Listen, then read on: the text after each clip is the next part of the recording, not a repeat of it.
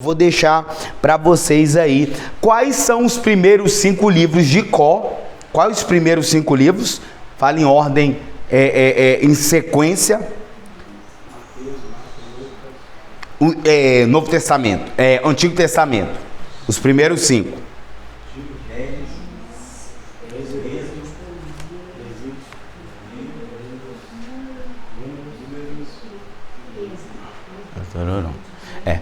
Agora, aqui no Novo Testamento, no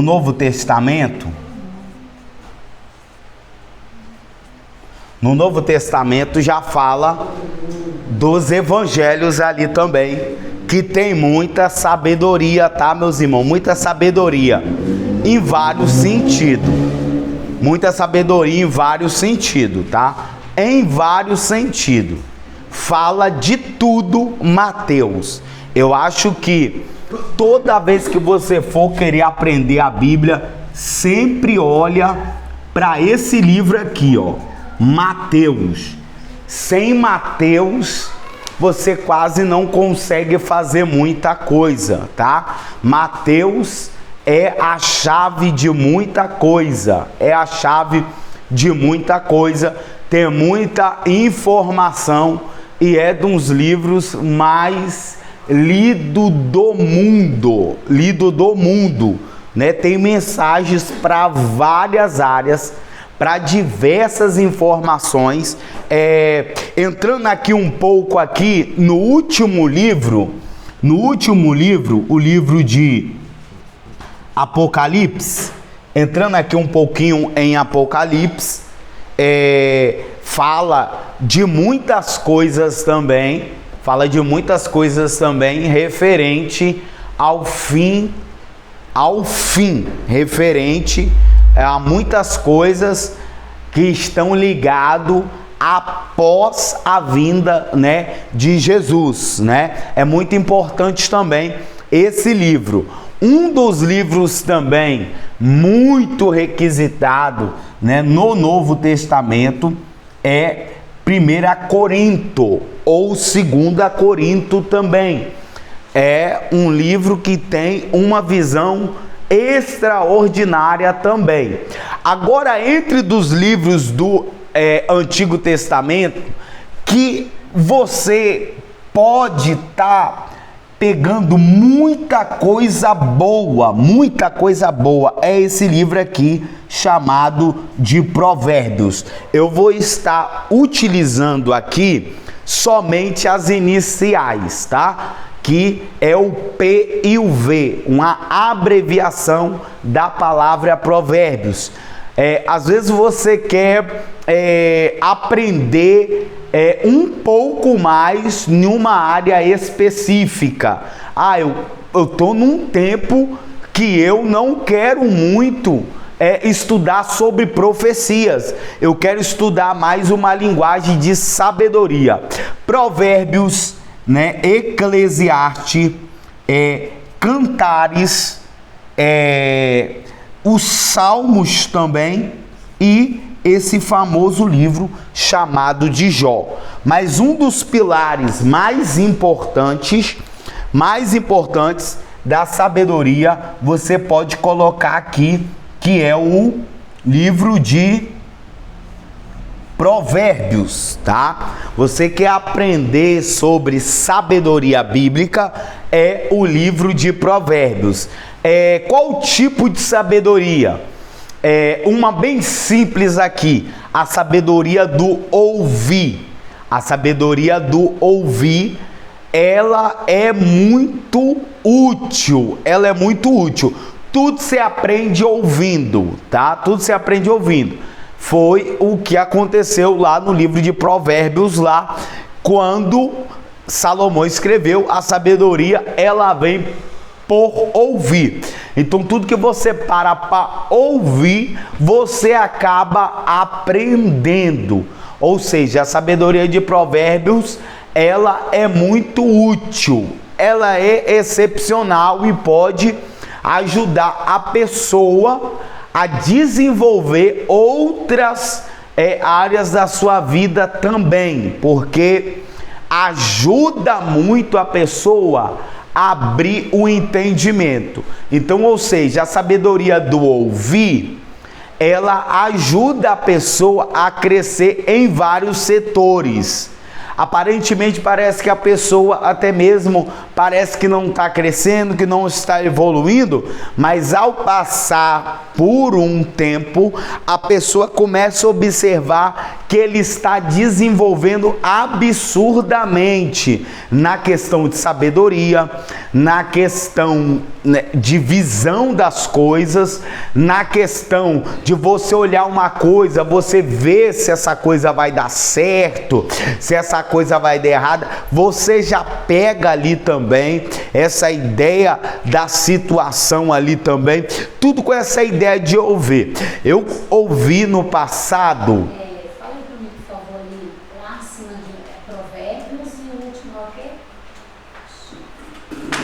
Cantares, Eclesiastes, Provérbios, Salmo e Jó. Ou seja, a sabedoria do ouvir, ela pode ser muito útil na sua vida e ela pode desenvolver outras coisas importantes também na sua vida. E uma das coisas muito importantes que você pode até colocar ali é uma frase que diz assim: quem sabe ler, a frase diz assim: quem sabe ler aprende qualquer coisa. Você escreve isso aí. Quem sabe ler aprende qualquer coisa. Ou seja, se você quiser aprender, as portas estão abertas. Principalmente para você que sabe ler. Só que, ao ler, você vai se deparar com o quê?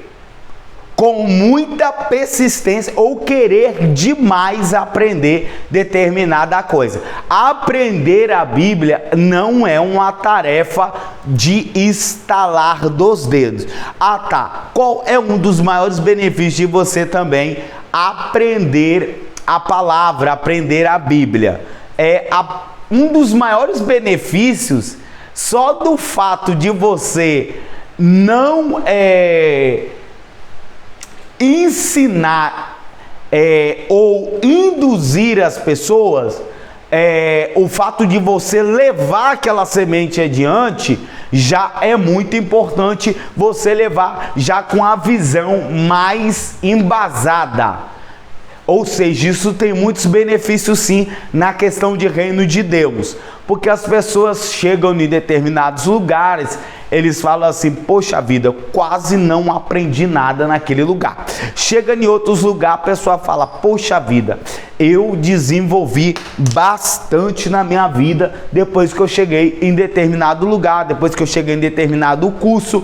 Então, ou seja, isso é bom demais, né? Ter essa visão, ter esse entendimento. Quando você faz um curso ali dentro de Provérbios ali, você aprende vários tipos de coisas, né? Além de sabedoria, você começa a pegar umas coisas mais práticas ali também e começa a levar para a sua vida também.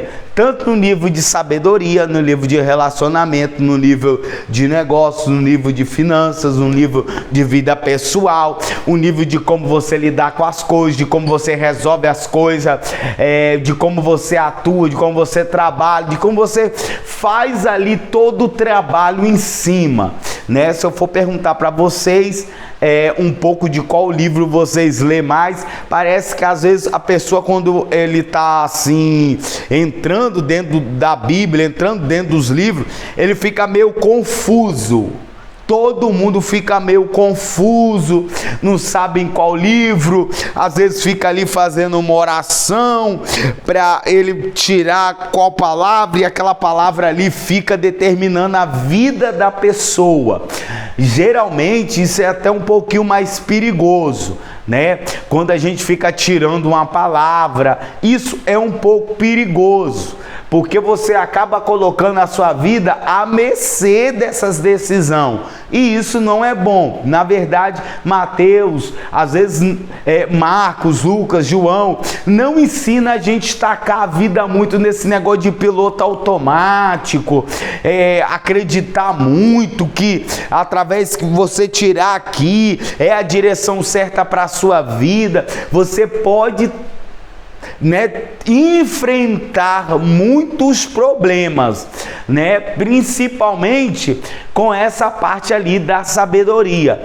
Aqui em Mateus, aqui mesmo, tem um ensino que fala uma citação assim, das duas casas, uma estava na rocha, outra na areia. Foi duas visões aqui que ele passou dentro do livro de Mateus. Então, ou seja, é um ensinamento muito válido? Foi aquela expressão que eu utilizei também, falando daquele homem que fez aquela casa, mas a casa estava sem esquadro, a casa estava sem uma boa formação, sem uma boa engenharia, ele não planejou direito. A pressa é inimiga da perfeição.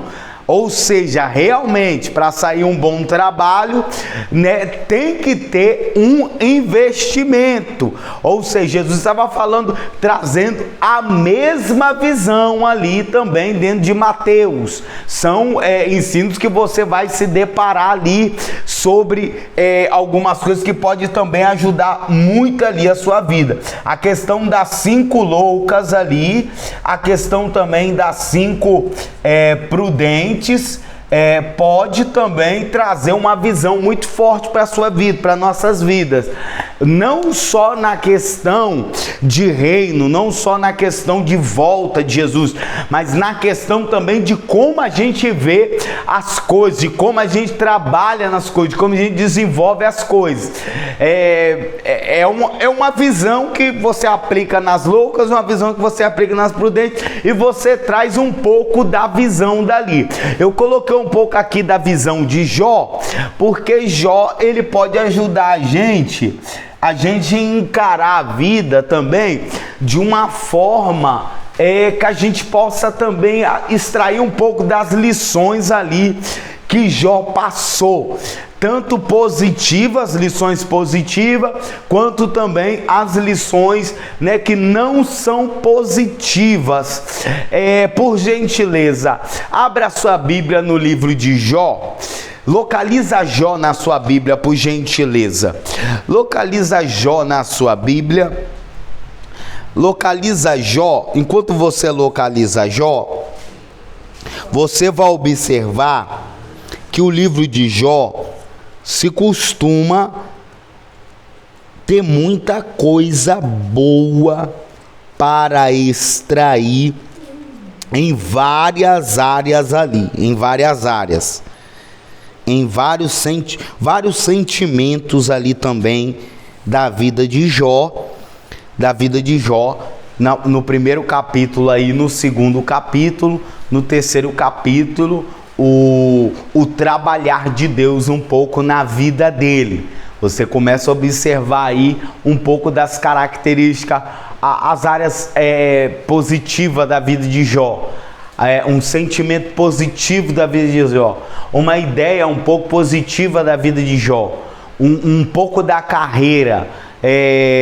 A vida dele se resume ali nos primeiros capítulos. O fato que aconteceu com ele, as pessoas estão sujeitas a viver o fato que aconteceu com o Jó, um pouco ali do sucesso de Jó, da prosperidade de Jó, aquelas informações ali, fala que Jó era um homem extremamente abençoado no sentido de matéria, ligada à matéria. E logo em seguida vem uma exemplificação. O livro começa a falar bem assim, que Jó era uma pessoa que o seu coração também não estava firmado dentro dessa estrutura, dessa mega estrutura que Deus deu para ele. E realmente no decorrer da história, você vai ver com as percas que ele teve, a característica dele foi o quê? Adorar a Deus. É um ponto muito interessante. Adoração a Deus, ela gera muita prosperidade, tá? Adorar a Deus gera muita prosperidade. As pessoas prosperam muito na vida adorando a Deus. Adorar a Deus, ela faz a pessoa abrir uma visão que quanto mais se adora, mais a pessoa quer adorar. Quanto mais se glorifica a Deus, mais a pessoa quer adorar. Realmente quando tem culto, realmente quando é dia de culto, meus irmãos, às vezes a gente se preocupa com a quantidade de pessoas ou o número de pessoas. A grande verdade é que a Bíblia já não vê dessa forma. Deus está aqui 7 horas da manhã, 8 horas da manhã, ao meio-dia, às 10 horas. A grande verdade que nós adoradores, quando entra por essas portas para adorar a Deus, a gente veio adorar a Deus. Então, na verdade, a representatividade de pessoas não representa alguma coisa referente a isso. Na verdade, o texto lá em Mateus até fala: onde tem 2, aonde tem 3, adora a Deus, e Deus desce da mesma forma. Então, meus irmãos, quanto mais eu estou indo a adorar a Deus, eu estou indo glorificar a Deus. E é interessante, irmão, quando você liga um louvor, quando você adora a Deus, você começa a observar uma coisa, né? Que há uma necessidade realmente de você adorar a Deus, de nós adorarmos a Deus, de nós glorificarmos a Deus. E quanto mais se adora, Jó falou isso, né? Deus deu e Deus agora fez o inverso de dar. Bendito seja o nome do Senhor. Irmãos, se eu for ministrar, se a gente for falar esse versículo, né, a questão de Deus deu, na questão de Deus tomou, a gente tem que começar a olhar um pouco assim para a nossa vida, se a gente tem condição também de falar isso, porque tem gente que perde coisas tão pequenas, irmão, ele já se revolta, ele já cria características, ele já mostra uma visão para Deus que Deus não tinha visto ainda nele. Então a grande verdade é a questão de Deus dar, Deus levou. Essa não é uma realidade para muitos dentro do cristianismo não, tá, meus irmãos? Porque nem todas as pessoas têm condição de continuar adorando a Deus quando perde algo grande, quando perde uma casa, quando perde algo que tem um valor significativo. Ou seja, irmão, nem todos, às vezes é até bonito a pessoa aprender a palavra, porque ele vai pregar num texto como esse, ele já fala logo: irmãos, eu estou lendo esse texto aqui, mas a minha vida não condiz com essa realidade não. Por quê, irmãos? Porque se mês passado aconteceu isso e, irmãos, eu não fiquei bom não, eu perdi foi o juízo e eu não consegui adorar a Deus perdendo essa casa não, meu irmão. Eu tô assim, meu coração tá assim. Essa é uma pregação original. Essa é uma pregação que Deus até se agrada. Sabe por quê, irmão? Porque você começa a trazer dentro do texto ali um pouco da sua própria vida. Você começa a trazer, na verdade, um curso teológico. Às vezes os alunos saem do curso teológico sem conseguir expor as próprias realidades da sua vida. também. Então, por que Deus amava muito Pedro? Dentro desse sentido, porque ele falava quem ele verdadeiramente era, porque ele mostrava quem verdadeiramente ele era. Isso às vezes são coisas que Deus até gosta nas pessoas, né? Deus, aconteceu aquela situação, Jó mostrou para Deus: eu sou essa pessoa, eu me relaciono dessa forma, Senhor, né? O Senhor me deu, o Senhor tomou, mas na verdade Jó estava assim, essa história, esse bojo da vida de Jó ali, essa coisa assim. O que a gente pode trazer de melhor para a nossa vida? O que a gente pode trazer de melhor com a história de Jó ali, né? A parte difícil da vida de Jó, um sentimento ali da vida de Jó, a expressão ali do outro lado, né? Aquela expressão ali muito forte, querendo, ou seja, né? Então, ou seja, um dos pilares mais importantes quando você lidar com as pessoas, quando você lidar com as questões difíceis dessa vida, realmente é demonstrar um pouco, na verdade, da sua própria natureza, da sua própria... No dia que eles estavam ali, Moisés viu das pessoas que fazia parte da família dele praticamente, que era um hebreu, estava sendo ali maltratado por um egípcio. Moisés perdeu a cabeça, meus irmãos. Moisés não quis nem saber, encheu aquele homem de sulpapão e enterrou ele, ou seja, meteu o pé depois. Mas isso lhe custou o quê? Lhe custou a vida, lhe custou. Irmãos, nunca seja covarde nessa vida. A Bíblia não dá palco para covarde. O que é a covardia, né, meus irmãos? A covardia, na verdade, é as injustiças. A covardia, na verdade, é você realmente não botar a cara para bater na situação. E o evangelho, irmão, Jesus, no dia que foi comprar a sua briga lá, com sangue, ele teve que comprar com sangue, ele tem que botar a cara dele a tapa. Então, muitas das vezes, irmão, você tem que botar a tua cara a tapa, você tem que botar a tua vida a jogo, tu tem que botar mesmo o seu sangue ali no preço das coisas, porque senão, irmão, nada anda enquanto você não põe o sangue no negócio, enquanto você não põe um preço, né? Na verdade, Deus usou a boca do profeta e falou: Deus não se agrada de sacrifício, né? Mas essa palavra a gente se aplica para ele naquela situação, mas para resolver os problemas sem sacrifício, irmãos, não tem resolução de nada. Tudo hoje precisa de um sacrifício. Jesus, olha para você ver, poderia botar um cordeiro, né, para remir você dos seus pecados, dos meus pecados, mas não, tem que ser um cordeiro vindo, né, diretamente do céu, né? Ou seja, teve que vir mesmo uma pessoa aí passar por todo aquele processo para que o sacrifício seja legítimo. Ou seja, muita gente até falou bem assim, né?